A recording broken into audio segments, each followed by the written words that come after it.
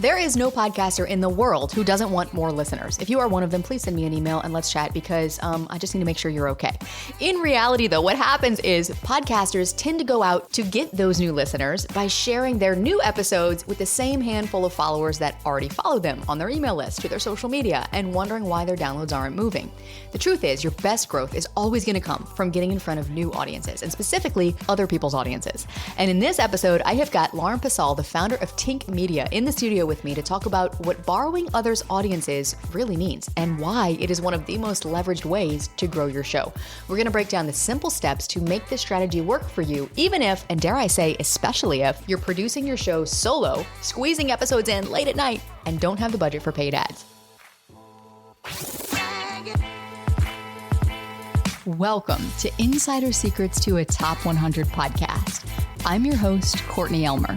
Let's make your business binge-worthy. Lauren, welcome to the show. Thank you for having me.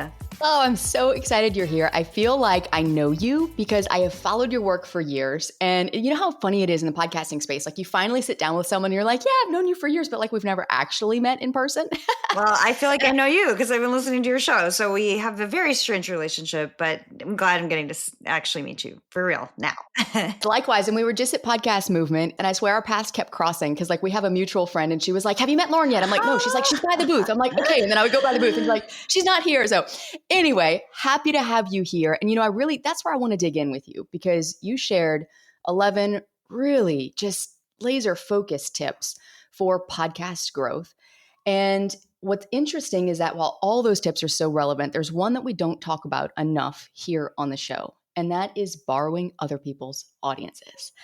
That's how I built my business. That's how I built my podcast. So I want to break this down for those listening right now so we all have the same context. What is your definition of borrowing someone else's audience? Well, I'm really glad you honed in on that because I do. First of all, this presentation started from a list that I made of more than 100 tips. So then I was like, okay, I have to decide what's the most important from there. And then I said this during the presentation. If this presentation was 1 minute long, I would say borrowing audiences works, period, go do it. So glad you are honing in on that. It is what works. It takes time. But what I mean by that is basically what I do when I get a client is I say, okay, who are their podcast friends? And I think of it as friendship. And I think that means where is their audience? Who is the partner? You know, where are the listeners? What other shows are they listening to? What other podcasts are they listening to? And it doesn't always have to be a genre match. It can be a vibe match. You know, like if I have a food podcast, I'm not only going to look up food podcasts. If it's a comedy, like has funny vibes, I could look at comedy shows. So finding out that audience match is really important. I invest a lot of time in that research part. And then part two is what's the play date I'm putting these two podcast friends on? What's the partnership going to look like? What, you know, are we doing a promo swap? Are we doing a feed swap? What if, like, Courtney, if I was doing this with you, what if you and I had a conversation about audience growth and then half of it went on my feed and half went on your feed? Every single one is different. You have to look at what does the partner want? What do they have? What do I want? And what do I have? And how do we just get in front of each other's audiences? Everyone's going to win. Yes. Oh, there's so much here that I want to unpack with you. And it's interesting because I feel like I fell into this quite by accident because when I was building my business, I was in a program and they really leaned heavily into partnerships. And this was exclusive of podcasting. Like podcast guesting, for example, was a type of partnership. But there were so many different things you could do. And it really just opened my eyes to just like how creative we can get when really collaborating with others. And I think for some people that might be overwhelming because it's like, oh my gosh, there's too many options. I don't even know what to do. What's going to be the best thing to do? For others, it's like, oh, this is exciting because, well, I could do this or I could do that. And I could do this. And that's me. I fall into that camp. For someone listening right now who's like, okay, I'm intrigued, you know, because for me, I feel like the biggest benefit of borrowing someone else's audience is you're also borrowing their trust, that person's trust, right? Of that host or whoever it is that has built that audience. And that is why it's such a leverage strategy. But let's dig into how to think outside of the box when it comes to first things first, identifying who could even be a good partner for you or a good collaborator. Well, first of all, my favorite website is raphonic.com/graph. They do not pay me to say this, but let's shout them out because yes, Yes. Continue. It's Um, amazing. Thank you for saying that, because when I show this website to my clients, I'm always like, please at least act excited. Like, give me some oohs and ahs, because if you don't act excited when you see it, my feelings are going to be hurt, because it's amazing. So you type in your show or a comp show. If your show isn't very big, you might have to think of a show that's similar to yours, and you go to raphonic.com/graph. It's free. And Raphonic is not free, but the /graph is. So then you type in your show, and this galaxy of shows, it looks like outer space, pops up, and it is using Apple Podcast data to tell you where your listeners are. And it's always in buckets. So like all the food podcasts are in one section, all the politics shows are in another section. This is how to find out where your audience is already. That's important. It's not, because you also need to be thinking, where is my audience not yet? Right? And that takes more work. But the low hanging fruit is, where are they already? How can I get more of those people? Why this works so well is it's hard to convert a non-listener to a listener. I don't worry about those people. That's an additional step. These people that are listening to other podcasts already, those are the perfect people. So figuring out, that's where I start my list. But you can also, how about surveying your audience? I think surveying your audience is a great way to learn a lot of things about them. If you have had your podcast for a year and haven't had a survey, it's time for a survey. Ask them what other shows they listen to. Ask them what newsletters they're subscribed to. Also, you can look on a lot of apps. It'll say, if you like this show, you might also like this show. Listen Notes is a website that is basically the Wikipedia of for podcasters. And then Player FM, it's very strange. This is going to seem like a strange tip, but Player FM is a listening app, but they have a lot of lists. If you look on the web, this is like a very strange tip. Pretend that I was working with a gardening podcast. I would literally Google, because I'm old and I still Google things. I would Google best gardening podcasts, Player FM. And I bet you there is a list right now. I bet if I did best tomato gardening podcasts, the lists are incredibly specific, and you might have to browse. It's like shopping at TJ Maxx a little bit. You're going to have to go through the hangers. There might be some ones that are not perfect, but if you invest the time into looking those up, you're going to build a healthy list. Oh my gosh, all of these are such good starting points. I mean, the /graph, Raphonic /graph is amazing. And what's interesting is when I look at that for my podcast, it shows me other shows that have actually brought listeners to my show. Like, the connections make perfect sense, because we will have listeners say, well, I heard you on this show, or I heard about you on this show, and then I found your show and now I'm listening to your show. And the reverse is also true. If you've got listeners listening to your show, chances are they listen to other podcasts. And so this shows you the other shows that they're connected to. And then we can kind of just connect the dots. So it really just opens up this whole world to be able to say, okay, these are all potential opportunities of people, hosts, brands that I could potentially partner with. Can we just kind of break down a few different types of opportunities that people have when it comes to actually cross promoting? This is the step before the pitch, right? You have to know kind of what you're pitching and what might make a good collaboration or partnership. Can we dig into that and break that down a little bit?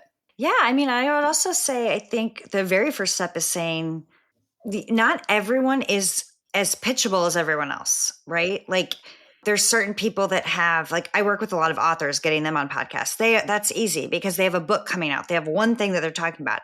But sometimes it's a little murkier. If they're interviewing other people, that might be hard to get them on other podcasts, because their podcast is where they're interviewing other people if it's not about something specific, So identifying, yes, I am a good guest for other podcasts. And I believe everyone is, but what I'm saying is you have to have a vision for what you're going to talk about. And you have to know for every single show, this is what I would sound like on your show. And I'm going to actually put my producer hat on and help you get there, so that I'm doing part of your job for you. You're getting the email pitch that I send, and you're going to see and understand why I am getting this pitch letter. But if you're like, I don't even know how I'd pitch myself, start with promo swaps. And that is a 30-second ad read that you're reading for the other show. Actually, it all makes you nervous, you could even start there, because it's easier to find shows you can promo swap with. People are more likely to say yes in most cases.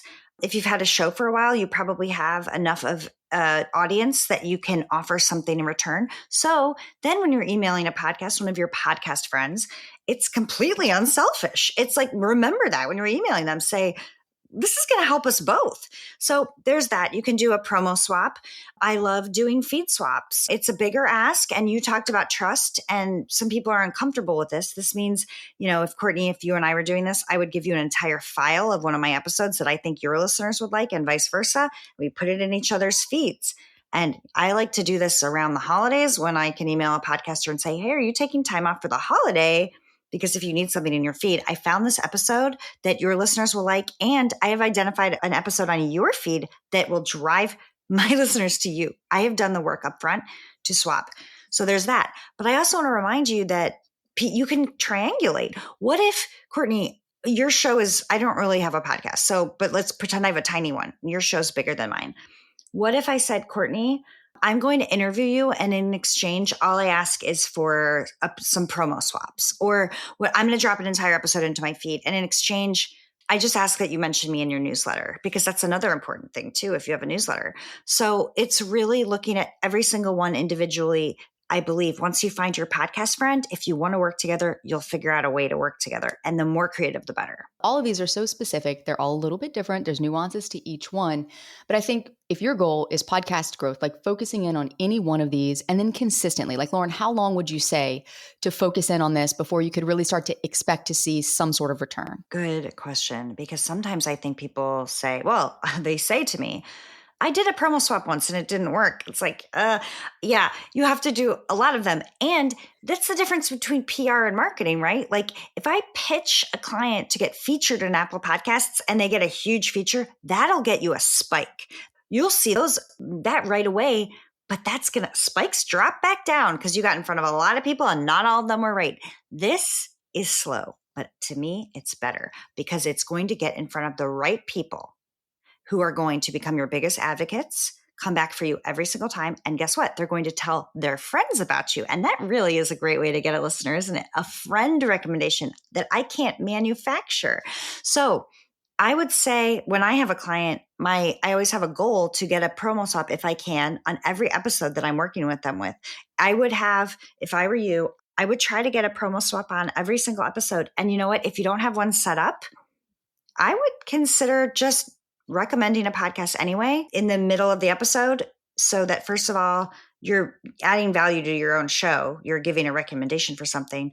And then the listeners are getting used to hearing that format of having a promo swap. And then you can go to that podcaster that you did the promo for later and say, hey, I did this for you just because I love your show. And maybe they'll do something nice for you in the future. Who knows?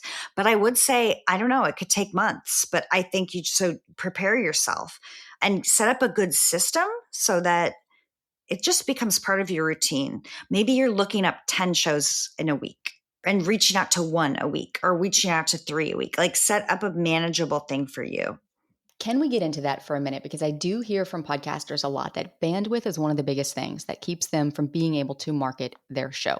Budget as well, because it's like, well, if we all had enough budget, we could just send as much traffic to our show as we wanted to. But traffic has a funny thing of paid traffic. It's like as soon as you stop paying for it, then it drops back down. So that's why these strategies are so much more sustainable for long-term growth. However, in the short term, they don't feel sustainable to a lot of people if you have limited bandwidth. So I want to dig into pitching in a minute, but before we do, let's just zero in on this because, of course, if you have team support, maybe you can leverage that a little bit. Someone on your team can look those shows up for you. But let's think about the solo podcaster, like the person who's doing literally everything with their show themselves. If we could just figure out what little bite-sized thing that they would need to do and can focus on, let's say for a period of time, maybe it's 60 days, maybe it's 90 days, that wouldn't add so much overwhelm, because I think that's what really gets in the way is the overwhelm. Just the thought of, well, that sounds like a lot of work. How would you break this down almost into micro steps for someone who wants to be able to take advantage of a strategy like this, but who maybe is really just feeling like, I don't have the time? Yeah. I mean, I would think a great idea would be to come up with a list of 10 podcasts that are similar to yours. And I would be careful because if you have a true crime podcast and you want to go to criminal, like Phoebe Judge's Criminal is a humongous podcast, that would be really hard to work with. So I would also think about other indies if you're an indie podcaster. And once you think of those 10 shows, look up their email addresses. There's a lot of different ways to do this. There's services you can pay for that'll go to email addresses. A lot of times on people's social media, they have email addresses on social media, but also, I mean, Listen Notes offers this. If you can look into the RSS feed, the code, like the back end, most people have an email address in that code. If you search for the @ sign, look up the RSS feed, search the @ sign, an email address will reveal itself. It might not be, you'll know if it's like HXJ it means that's a fake email. You'll know if it's real or not. But that's a tip to get an email address. That's a really good tip. Then I would just email, and in the most natural and friendly way. I see a lot of really stodgy pitch letters. And when I say pitch letter, I mean everything is a pitch letter. I pitch my friend to go to dinner with me. Everything is a pitch, right? So that is whether you're pitching yourself to be a guest or for a promo swap or whatever. The pitch letter is like, hey, I love your podcast because you should listen to it before you pitch this person, and say, I love what you do. I think we're doing something similar, and I think we could help each other grow. Are you interested in a promo swap? The thing is, they might not know what this is. You might have to teach them a little bit, but it's worth it in the long run, because also if it works, do something with them again. Do an interview swap next time or something like that. Yes. Yes. Don't just look at it as a one and done thing. In fact, the people that I first like cold pitch, and I'm putting that in air quotes, right? Where it was like, I didn't know the person, but I'm reaching out to them. I'm trying to I comb the internet to make some sort of mutual connection that I could open that email up and be like warm and friendly and like, hey, like, I feel like we've got, great vibes. They're like, let's collaborate. Some of those people have now become my closest friends in the industry. It's people that I just continue to do business with, continue to partner with, continue to cross promote stuff with. And other people, yes, we're a one and done kind of like swap, but there are going to be people who you can continue to partner with. And that is where true leverage comes into play, because now you're not having to go out there and cold pitch all these people, where it's like you develop those warm relationships and then you can nurture and leverage those relationships. I want to get into pitching with you here in the time that we have left. Let's talk about that, because I know that you have a certain way, your pitches, that you approach this. And I see this done the wrong way quite a lot. Can you give some quick tips for someone who's maybe feeling a little nervous to pitch, or maybe they've pitched and maybe they're like, I do send pitches, but like I get nothing back? Well, first of all, we don't use AI at all for our pitch letters. But if I had one tip, I would say less pitches, spend more time on each one. We don't do blasts. I tell my team every pitch letter should take at least 20 minutes. And that seems overwhelming if you have to send 100 of them. But guess what? We send very few pitches, but we have extremely high response rates, because we're only pitching people that we have a good feeling about, because we've researched the show. We understand what the producer's looking for and what the host was looking for. And then we have a vision, and we can communicate that vision to the host. And also, when we can, we're offering something in return. And I think that's huge. So even if you're pitching yourself to be a guest, you could say, I'm going to put it in my newsletter or something. If you can offer, because really in that first letter, you just have to get the door open. You don't have to explain your whole life story and the whole vision you have. Really just an initial borrowing audiences works. I think we could borrow some audience. My listeners would like your show. Your listeners would like mine. Let's figure something out. The other thing is, sometimes I send them and I forget to loop back. And I wouldn't loop back too many times. You don't want to be like annoying, but like always loop back. I mean, think about how many times have you forgotten about an email, And if you can loop back with something different, like, oh, I just put out this last episode and it made me think of you, or something like that. But also, don't get discouraged. I would just think, you're talking about these people you go back to over and over again. That's why I call it your podcast friends. Any podcast friend you have, that email is way more likely to get open. So going to podcast events, even like local ones, digital ones, I kind of call this the pre-pitch. Following someone on social media, liking their posts, engaging, signing up for their newsletter, responding. Then when you send your pitch letter, it's not a cold pitch. In fact, if they have a newsletter, maybe your pitch could be in response to a newsletter that they just sent out, instead of a completely cold pitch. So then they get an email in response to a newsletter that they put out. That signals, oh, this person is part of my community. This person reads my work, So anything that you can do to kind of warm them up, make your name a little bit more familiar, I think also helps. It goes such a long way. And I 100% agree with you about not using AI to write the pitches. Where I like to use it, though, is where I will Google, because I Google too, and I will still Google and I will say, okay, so-and-so's name plus podcast interviews, and then see like what podcast interviews have they been on. I'll grab the transcript. I'll put that into AI and say, pull out like fun facts about this person or pull out interesting things about this person. Then I look at those and I'll say, do we have any connections there? So for example, Lauren, let me give you an example of this because I heard your interview. Well, rather, I got the transcript. I started listening to the interview on 5 random questions, got the transcript, put that into ChatGPT. And I was like, give me fun facts about Lauren. Like, I just want to know more about like Lauren, the person. Like I know about Lauren, the podcaster, but I want to know about Lauren, the person. And come to find out, you love hot sauce. I live like an hour from Avery Island. So if you're ever in New Orleans, like we will go to the Tabasco place together and learn all about making Tabasco. But like, I was like, that's such a cool thing. Like, it's just such a little thing, but it's a point of connection. And that's the whole point. So good. That is a really good tip. I've never heard anyone use it like that. That's so smart. Thank you for the tip. Yeah. And then you can draft your email. The thing is, that would, if you were writing a pitch letter and you did that, it would take extra time. So worth it. Do that. Less letters, more of that work. It's worth it. I love it. Well, Lauren, this has been so insightful. I'm really excited in the next episode to dive even deeper into how to borrow others' audiences, but off of the podcast platform. So thank you so much for being here today and sharing all of this with us. And like I just mentioned, doing collaborative swaps with others inside the context of podcasting, like promo swaps and guest swaps and feed swaps, is not the only type of collaboration that can grow your podcast. And that's why in the next episode, I invited Lauren to join us back to break down one highly effective but very underutilized way to get in front of your target audience every single week and drive new listeners to your show without lifting a single finger to create any additional content. That's all coming up next to help you make your business binge-worthy.